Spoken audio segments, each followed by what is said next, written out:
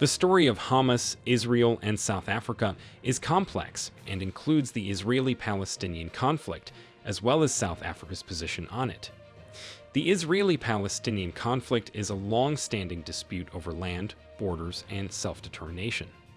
It has led to persistent tensions between Israelis and Palestinians, as well as multiple significant wars. Territorial conflicts, security concerns, and divergent political goals are some of the elements contributing to the conflict.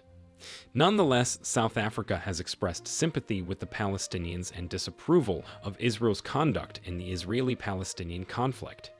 To show support for the Palestinian people, the South African government called for a two-state solution and an immediate end to bloodshed early in January. So in today's video, we will be looking at the latest strike by South Africa on Israel in support of the Palestinians. We are also going to tell you why South Africa is in support of the Palestinians. Make sure you watch this video till the end to get a full understanding of this. In the most recent developments, the South African government is requesting that the International Court of Justice consider an intervention in Israel's announced military operations in Rafah. South Africa's presidency said on Tuesday that Rafah was the last refuge for surviving people in Gaza, and it requires that the court uses its power to prevent further imminent breaches of the rights of Palestinians. The presidency continued by stating that South Africa was extremely worried about the possibility of additional significant casualties, damage, and devastation as a result of the state of Israel's extraordinary military offensive against Rafah. According to the presidency, this would be in serious and irreparable breach both of the Genocide Convention and of the court's order of 26 January 2024. It referenced the International Court of Justice regulations, which state that the court has the authority to determine, at its discretion, whether the case's circumstances call for any or all of the parties to be advised of interim actions that they should adopt or follow. On Tuesday night, the court confirmed in a message on X, formerly Twitter, that it had received South Africa's new request. It did not comment further. If the court decides to hold another hearing on the request for further provisional measures, it would likely then rule within weeks.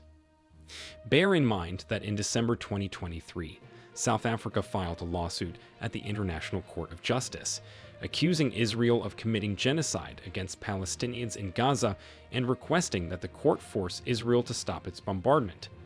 The head of Hamas Political Bureau expressed gratitude to South Africa for initiating legal proceedings against Israel before the UN's highest court during a live broadcast in January.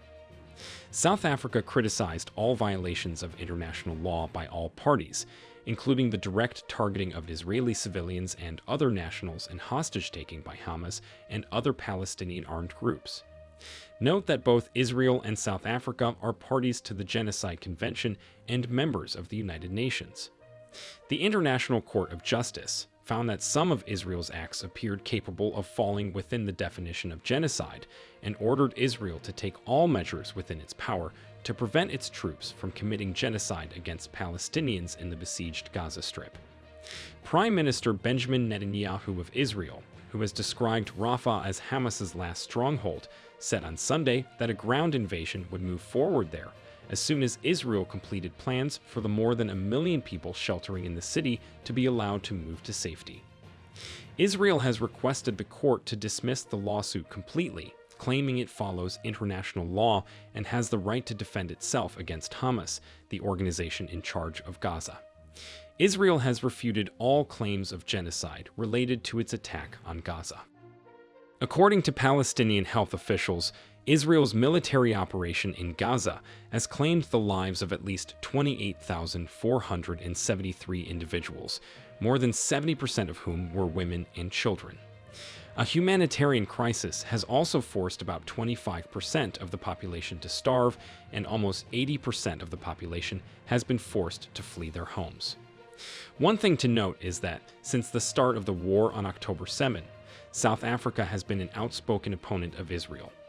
Their appeal to the International Court of Justice is only the most recent move in the South African government's arsenal of defenses against Israel's Gaza assaults. According to Article 2 of the Genocide Convention, genocide involves acts committed with the intent to destroy, either in whole or in part, a national, ethnic, racial, or religious group. Amidst all these attacks, it was reported that senior Hamas official Salah al-Arori was terminated by an Israeli drone strike on Hamas offices in the outskirts of Beirut. Arori was a prominent member of the Hamas Political Bureau and a founding member of the organization's armed branch, the Qassam Brigades, which executed the lethal surprise attack on Israeli soil on October 7. As part of its Rewards for Justice program, the United States offered $5 million for information on him last year. Take note that South Africa has called upon the international community, particularly the United Nations, to deploy a rapid protection force aimed at safeguarding the lives of civilians in the region. This call for decisive action highlights South Africa's long-standing commitment to peace and human rights, drawing poignant parallels between the struggles faced by Palestinians and South Africans during the apartheid era, which came to an end in 1994. South Africa stands out from many other countries due to its deployment of a protection force and its advocacy for direct engagement to guarantee civilian safety. South Africa is promoting a proactive strategy to deal with the issues and safeguard the community that is most at risk. After a devastating strike by the Islamist group Hamas, Gaza has reached a critical point, leading Israel to further up its blockade and bombardment of the area.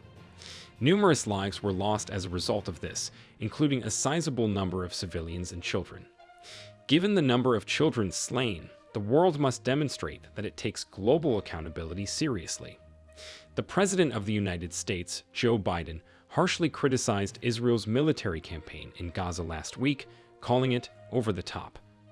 Biden is a close ally. Biden has also forewarned Israeli Prime Minister Benjamin Netanyahu that Israel must have a credible and executable strategy in place before launching a military assault against Hamas in Rafah to safeguard civilians. However, in recent years, U.S. interest in ending the conflict has decreased.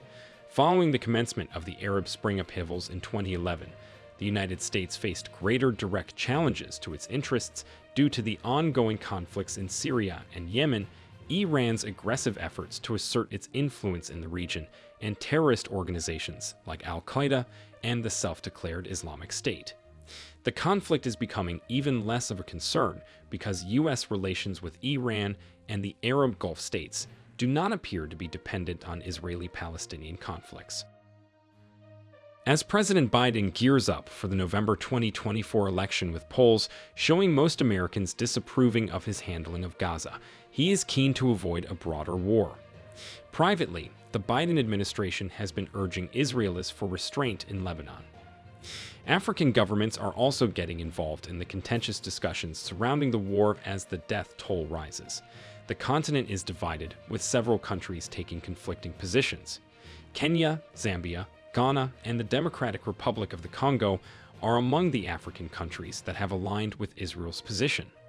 The African Union Commission under Musa Mahamat Faki has blamed the violence on the denial of the fundamental rights of the Palestinians and called for a two-state solution. It is okay to say the most ardent supporter of Palestine on the continent has been South Africa. In the past, Nelson Mandela famously drew comparisons between the struggle of black South Africans against white authority and that of Palestinians against Israel's occupation. Later, that parallel was also made by numerous human rights organizations. Bear in mind that some 2 South Africans lost their lives in this Israel-Hamas conflict last year. South Africa's Department of International Relations and Cooperation did not reveal the identity of those who had died, but it expressed sympathy to the 2 nationals' families and other loved ones. So one can say South Africa is also fighting for the families of these people. Also take note that International Court of Justice's decisions are binding on the parties concerned. The court can also make pronouncements on points of law in the form of advisory opinions. These opinions are not binding on the parties concerned, but they are highly regarded by international lawyers and scholars. The court plays an important role in settling international disputes peacefully and resolving legal questions affecting the international community. Its decisions and pronouncements contribute to the development of international law. It is crucial to remember that the International Court of Justice does not have mandatory jurisdiction against Israel in the particular context of South Africa's request for the court to take action regarding Israel's planned Rafah attack. This implies that until it consents to do so, Israel is not required to submit to the court's jurisdiction. Only the parties involved must abide by the International Court of Justice's rulings. This implies that unless Israel is a party to the lawsuit, the court's ruling on the subject would not be binding on Israel. For this reason, it is hard to predict how South Africa's proposal will turn out. It is imperative to acknowledge that the International Court of Justice is a highly esteemed global establishment, and its rulings and declarations have substantial authority. We are all waiting to see how things are going to unfold. What do you think the court's jurisdiction is going to be? Let us know what you think in the comments. Encourage us to keep making videos like this for you by liking this video and subscribing to the New Tourist channel. Turn on notifications so you get notified whenever we upload videos like this. Thanks for watching and see you in our next video.